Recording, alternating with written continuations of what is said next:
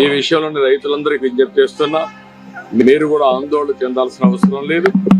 ఇటు రాష్ట్రం అటు కేంద్రం అన్ని ప్రయత్నాలు చేస్తాం. అందరిని ఆదుకోవడం కోసం ఏ విధంగా చేయాలని అన్ని చేసి మిమ్మల్ని ఆదుకునే ప్రయత్నం చేస్తామని చెప్పి కూడా రైతాంగానికి విజ్ఞప్తి చేస్తున్నా. ఇప్పటికే నేను 3 లెటర్లు పంపించాను. ఎప్పటికప్పుడు ఇక్కడ మీటింగ్లు పెట్టుకున్నారు. ఇంత మునుపైతే మా రామ్మోహన్ నాయుడు గారు, అదే మరి చంద్రశేఖర్ గారు మినిస్టర్స్, అదే మరి లావు గారు పార్లమెంటరీ పార్టీ లీడర్లంతా కలిసి మీటింగ్ లో కూడా పార్టిసిపేట్ చేశారు. ఇప్పటికే రాష్ట్ర ప్రభుత్వ అధికారులు కూడా వచ్చి కేంద్ర ప్రభుత్వ అధికారులతో చర్చలు కూడా చేశారు. ఇవన్నీ చేసిన తర్వాత ఈరోజు ఒక కన్క్లూజన్కి వచ్చాం. రేపు మంత్రి గారు వచ్చి ఈ 4-5 విషయాల్లో మాట్లాడి ఒక క్లారిటీ ఇస్తారు. దాని మీద ఎప్పటికప్పుడు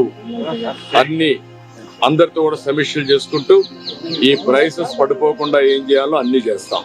ఇది బ్రీఫ్ గా దీనికోసం వచ్చాను. మీటింగ్ అయితే మంత్రి గారు లేకపోయినా ఇక్కడ మాట్లాడిన తర్వాత కొంత క్లారిటీ వచ్చింది.